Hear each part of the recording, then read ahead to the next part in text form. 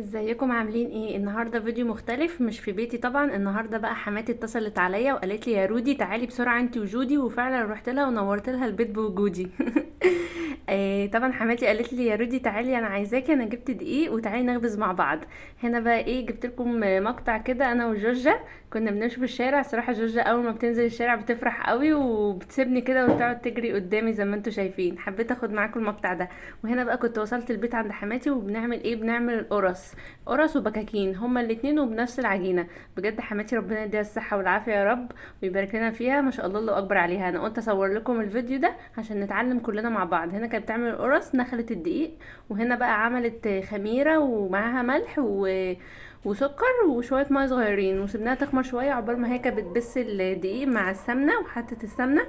هو الصراحه قالت لي يا رودي بسرعه انا عايزاك، انا جبت دقيق وتعالي نخبز مع بعض ونعمل حاجات حلوه. فانا بقى يا جماعه اول لما سمعت الكلام ده رحت لها جري عشان اعمل معاها. انا الصراحه بحب الحاجات دي وبحب اتعلم.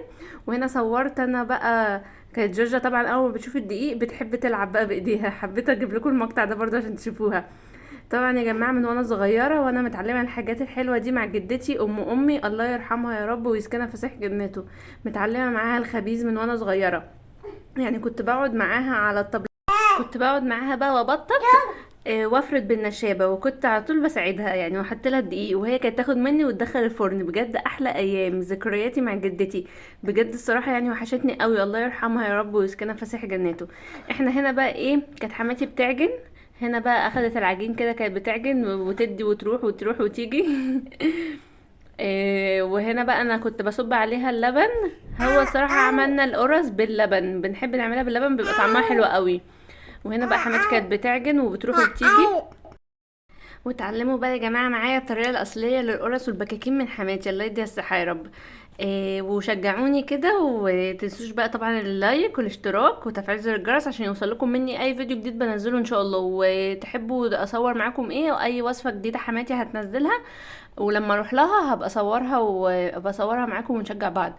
هنا بقى بعد ما قعدت تدي وتروح وتيجي في العجين وكده، كان حته قشطه من اللبن عملتها على الوش عشان تخلي العجينه حلوه كده وجميله. وهنا بقى جا دور ان احنا نقعد على الطبليه ونقرص. انا بحب بقى ايام زمان كده لما بنقعد على الطبليه ونقعد نقرص بقى في القرص. وشايفيني كده يا جماعه وانا شطوره، كنت باخد بقى من العجين واقطع واقرص. بس الصراحه واحنا شغالين النور اتقطع، بجد النور ده حاجه صعبه قوي يعني. ربنا يرحمنا بقى وبتاع سكينة النور ده يرحمنا كده ويبطل قطع النور علينا شوية. هنا بقى كنت بقرص مع حماتي القطع، كل قطعة لازم تبقى قد بعض. وهنا زي ما انتوا شايفين كملنا القرص والنور اتقطع. كانت حماتي عندها لمبة كده عاملة زي الكشاف بنحطها في السقف وتنور. وهنا كان الفرعون الكبير زوج العزيز كان بيشغل لنا الكشاف عشان ينور لنا الدنيا عشان نعرف نبطط كده كويس. وبالنشابه بقى زي ما انتم شايفين. صراحه انا كنت اول مره اعمل القرص، اول مره اعمل القرص على قد شويه برضو. وهنا حماتي كانت قاعده قدام الفرن. طبعا بقى يا ايام زمان وحلاوه ايام زمان وذكريات زمان. الفرن ده والقعده كده ونقعد نخبز بقى وندخل القرص في الفرن. هي القرص اول لما تنفش شويه تترفع كده لفوق كانت حماتي تطلعها، هي دي البكاكين.